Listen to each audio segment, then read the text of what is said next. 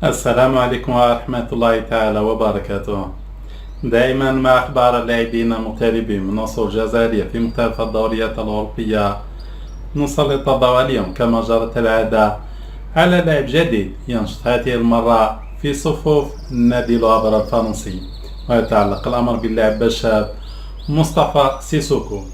هذا اللاعب من مواليد سنة 2007 بفرنسا، أصوله جزائرية من جهة الأم، في حين أن والد اللاعب من أصول مالية.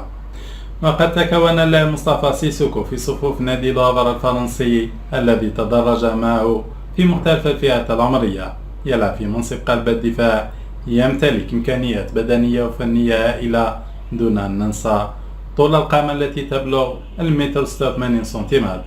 وقد تألق بشكل لافت للانتباه خلال الموسم الفارط، حينما شارك مع فئات أقل من 19 سنة في 20 مباراة، وبتوقيت لاعب 1600 دقيقة لعب تلقى خلالها 7 بطاقات صفراء وبطاقة حمراء واحدة.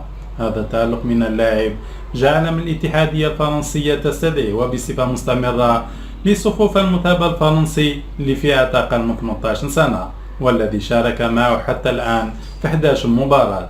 كما أن تألق هذا اللاعب الشاب جعل منه يدخل دائرة اهتمامات العديد من النوادي الفرنسية التي ترى في الاستفادة من خدماته خلال الميركاتو الصيفي الحالي على غرار نادي لانس الفرنسي.